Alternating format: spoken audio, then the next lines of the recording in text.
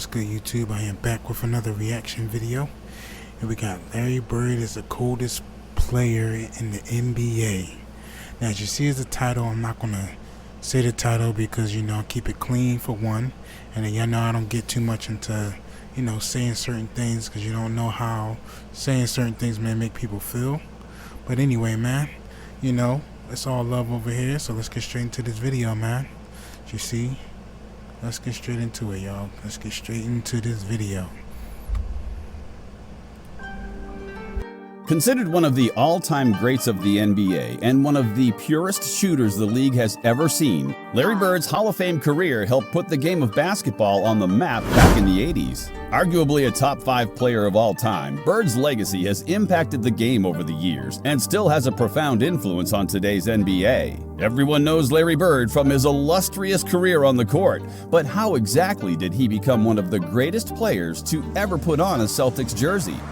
Let's take a look back at Larry Bird's journey from a small town in Indiana to a top 10 player in NBA history.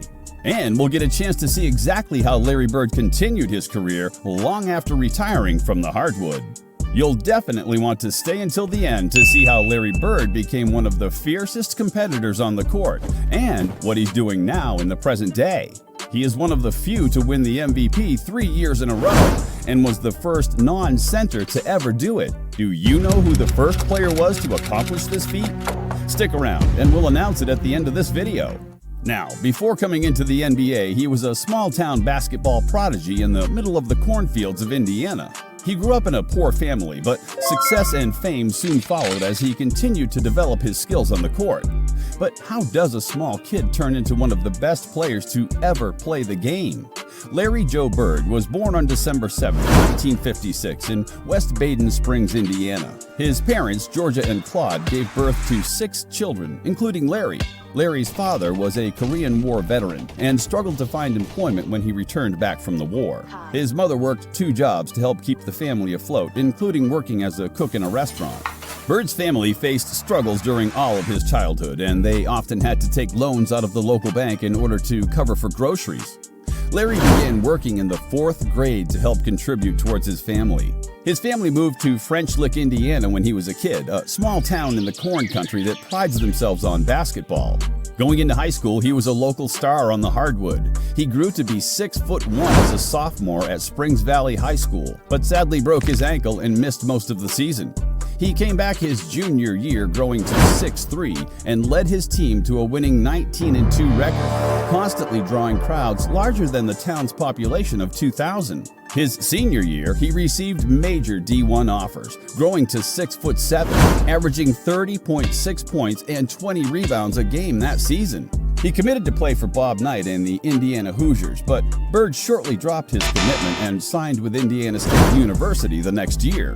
Sadly, with all this success, Bird had to deal with his father's death a year after divorcing his mother during this time.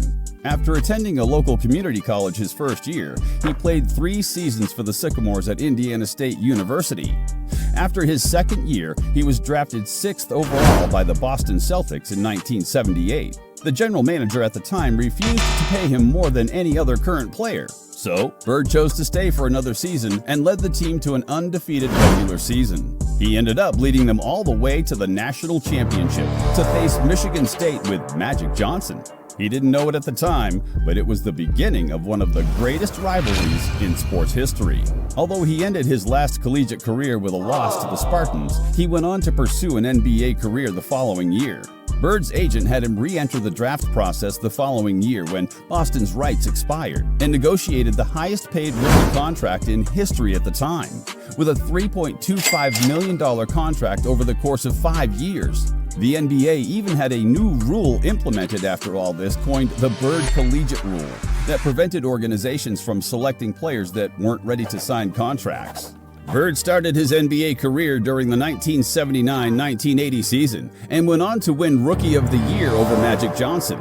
after turning the Celtics franchise around with a 32-win improvement from the season before. He averaged 21.3 points, 10.4 rebounds, and 4.5 assists, and even finished 4th in MVP voting as a rookie. The following year, he went on to win his first NBA championship and the Celtics' 14th. He won his second in 1984 against the Los Angeles Lakers and Magic Johnson, sparking the start of the infamous rivalry. He also won his first of 3 consecutive MVP awards that season. He faced Magic again the next year in the 1985 NBA Finals and fell to the Lakers. But he came back the following season and beat the Houston Rockets for the 1986 title, getting his 3rd ring. He also won his 3rd consecutive MVP that year, becoming the first non-center to ever do it, and is still the last player to win 3 in a row to this day. By this point, the infamous rivalry made NBA hoops entertainment rather than just a game, and the league saw a huge increase in viewership from people outside of the usual basketball fans. Bird and Johnson faced each other for the last time in the 1987 Finals, and Johnson ended up getting the last laugh, winning his 2nd title to Bird's 1 against each other. Unfortunately, Bird hurt his back in the offseason of 1985 shoveling a rock to create a driveway for his mother. Although he was able to play through it the next couple of seasons, it became a major injury that would sideline him from numerous games.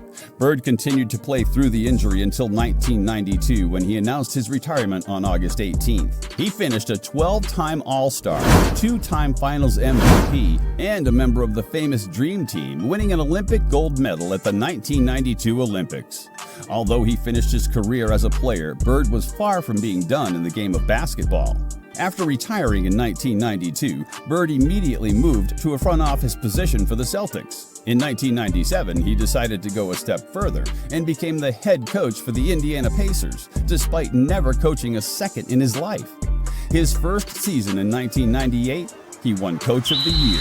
He also was inducted into the Basketball Hall of Fame that same year. The next season, only his 2nd year ever coaching organized basketball, he went on to lead the Pacers to the NBA Finals, but fell short to Michael Jordan and the Bulls. Bird retired from coaching the following season in 2000 and moved to Pacers President of Basketball Operations in 2003 and remained there until 2012. Winning the NBA's Executive of the Year award in 2012, Bird became the first person in NBA history to be named Rookie of the Year, Most Valuable Player, Finals MVP, All-Star MVP, Coach of the Year, and Executive of the Year. He took a year-long break from his position before finally returning once again as president of basketball operations for the Pacers. He stepped back down in 2017 and took on a less active role as an advisor for the Pacers until stepping back in July of 2022. He recently announced he would rejoin the Pacers organization earlier this year, but in a non-active role as a consultant for the organization. Although he has been enjoying retirement, the Pacers are excited to always have him in their back pocket to call for advice. Looking back at Bird's career, you can make a strong argument that Bird could have been the best player in NBA history if he had not faced injuries so early in his career. Longevity was for sure a problem for Bird, but that didn't stop him from a decade of dominance. Now, back to that earlier question. Larry Bird was one of 3 players to ever win 3 consecutive MVPs. Do you know who the first to do it was? None other than 11-time champion Bill Russell. The other player besides Bird and Russell to ever accomplish this feat was Wilt Chamberlain. There is no doubt that Larry Bird's Hall of Fame career helped revive the NBA and popularize it to what it is today. From his historic rivalry with Magic to his unbreakable confidence on the court, Bird's impact on the game will last forever. Even after retiring, Larry continues to make history as a coach and an executive, proving all the more why he is one of the best ever to lace them up. Alrighty, that was a good video that I found right there. And yes, Larry Bird is always going to be one of the, like he said, man, if he didn't get injured, like he'll be one of the best player in the NBA. Talking about Jordan, I think Larry Bird might have would have took that spot, man. I'm gonna just keep it all the way real, cause you know he was already whooping Jordan already, and Jordan could never beat him. So, it's crazy, y'all, crazy. Anyway, man, I'm on to the next video. Deeply appreciate all the love and support. I got a little, see y'all now, see I got a little new intro, new outro. I kind of got like a new little page layout now, just trying to change it up, you know, change it up. I'm not, most likely I probably will just stick with this one, but I was just trying to make some little changes. I don't know, I was just making some changes, man. I always gotta do something new. You can't always stay the same. But anyway, man, that's on to the next video. Subscribe if you're new. Hit that like button, turn on that bell, man, to upload on every single day. And yeah, that's about it, man. We wrap this video up. Let me know in the comments what y'all think of this video. I think he did make a few little mistakes that I did here. He said shoveling on a rock. Anyway, man, it's always fun to do Larry Bird, man. I like how you put the little effects and everything and the sound effects. That was cool. I like that. But anyway, man, on to the next video. Got some videos you want me to do, leave them down in the comments down below, or you can send it to my email at thatphillyboy9@gmail.com. I definitely got plenty of more videos for y'all. I'm out of here. I love y'all. On to the next video. Peace.